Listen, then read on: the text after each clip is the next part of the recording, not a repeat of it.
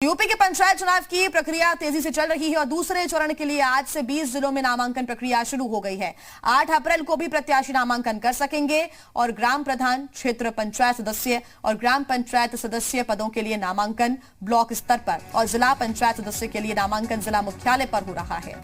दूसरे चरण में 20 जिलों में 19 अप्रैल को वोटिंग होगी। 20 जिलों में मुजफ्फरनगर, बागपत, गौतम बुद्ध नगर, बिजनौर, अमरोहा, बदायूं, एटा, मैनपुरी, कन्नौज, इटावा, ललितपुर, चित्रकूट, प्रतापगढ़, लखनऊ, लखीमपुर खीरी, सुल्तानपुर, गोंडा, महाराजगंज, वाराणसी और आजमगढ़ शामिल है। इसके साथ ही आज पहले चरण के लिए प्रत्याशियों को चुनाव चिन्ह भी दिया जाएगा और इसी चुनाव चिन्ह के साथ प्रत्याशी चुनावी समर में आगे बढ़ेंगे और अपने लिए वोट की अपील करेंगे। साथ ही आज पहले चरण के प्रत्याशियों के नाम वापसी का भी दिन है। जिन प्रत्याशी को अपना नाम वापस लेना है वो आज अपना नाम वापस भी ले सकते हैं।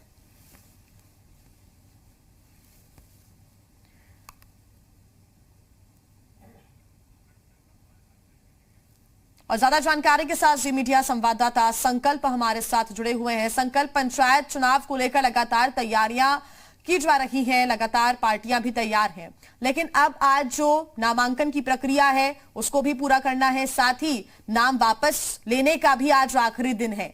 अगर आज नाम वापस नहीं लिया तो उसके बाद सीधे ये आगे कार्रवाई के लिए, आगे की प्रक्रियाओं के लिए आगे बढ़ जाएगा। क्या जानकारी?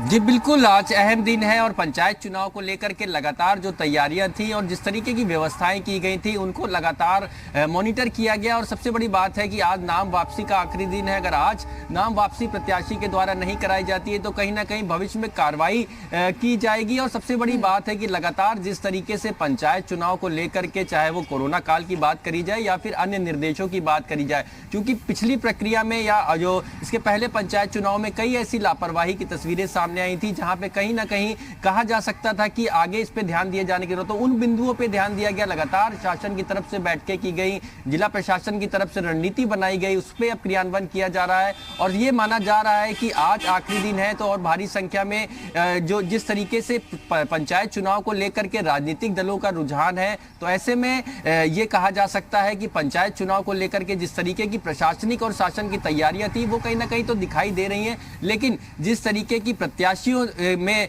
जो पंचायत चुनाव को लेकर के रुझान है साफ तौर पे देखा जा सकता है। तो सबसे बड़ी बात है आज एक अहम दिन इसलिए भी हो जाता है क्योंकि आज अपना नाम वापसी के लिए आखिरी दिन है और सबसे बड़ी बात है ये देखना होगा कि कितने ऐसे प्रत्याशी हैं जो नाम वापसी के लिए आगे आते हैं। बिल्कुल संकल्प, आप बने रहिए हमारे साथ, आगे आपसे अपडेट हम लेंगे।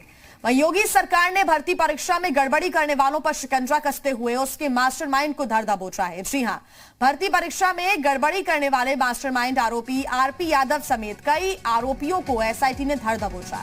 एसआईटी ने मौके पर पहुंचकर बड़ी रकम भी बरामद की है और इस कार्रवाई में चारों ओर हड़कंप मचा हुआ है। तो बड़ी खबर इस वक्त आपको बता रहे हैं, योगी सरकार ने भर्ती परीक्षा में गड़बड़ी करने वालों पर शिकंजा कसते हुए उसके मास्टरमाइंड को धर दबोचा है। भर्ती परीक्षा में गड़बड़ी करने वाले मास्टरमाइंड आरोपी आरपी यादव समेत कई आरोपियों और एसआईटी ने इनको धर दबोचा है। एसआईटी ने मौके से बड़ी रकम भी बरामद की है। जी मीडिया संवाददाता संकल्प हमारे साथ लगातार जुड़े हुए हैं। संकल्प, एक बड़ी कार्रवाई करते हुए अब उस तक भी एसआईटी की टीम पहुंच गई है जो कि मास्टरमाइंड इस पूरे मामले का बताया जा रहा था। भर्ती परीक्षा में गड़बड़ी करने वाले मास्टरमाइंड के यहां दबिश भी दी गई, साथ ही एक बड़ी रकम एसआईटी ने जब्त की है। जी साफ तौर पे ये कहा जा सकता है कि भर्ती परीक्षाओं में हुए घोटाले को लेकर के जिस तरीके से अनियमितताएं दिखाई गई थी उस पे लगातार एसटीएफ और जो अलग जांच टीमें हैं वो अपनी लगातार नजर बनाई हुई थी, इस पूरे मामले की जांच कर रही थी। ऐसे में सबसे बड़ा सवाल ये उठता है कि अगर 11 लोगों को गिरफ्तार किया जाता है और 44 लाख रुपए की एक बड़ी रकम बरामद होती है, सबसे बड़ी बात है कि लगातार इस बात की भी तफ्तीश की जा रही है कि इस पूरे रैकेट में और कौन कौन से लोगों की संलिप्तता थी। क्या वो विभागीय लोग थे या फिर वो बाहर के ऐसे लोग थे, कहां से कैंडिडेट्स को बुलाया जाता था, किस तरीके से ये पूरा सिंडिकेट चलाया जाता था और वो पैसा किन किन लोगों के बीच में बांटा जाता था। सबसे बड़ी बात यह भी है कि अब शुरुआत होगी उनके जो बैंक अकाउंट से, अन्य जो जांच के जो बिंदु हैं उस पर अब एसआईटी शुरुआत जरूर करेगी जांच की। और इसके साथ ही जो गिरफ्तारी हुई है इस पूरे मामले में, उसमें पूछताछ के बाद भी कई और अहम जानकारियां सामने आ सकती है माना जा रहा है, और कई लोगों के नाम इसमें और भी जुड़ सकते हैं। हालांकि फिलहाल इस पूरे मामले को लेकर के जो जांच एजेंसी है वो फिलहाल एक्टिव नजर आ रही है, और एक बड़ा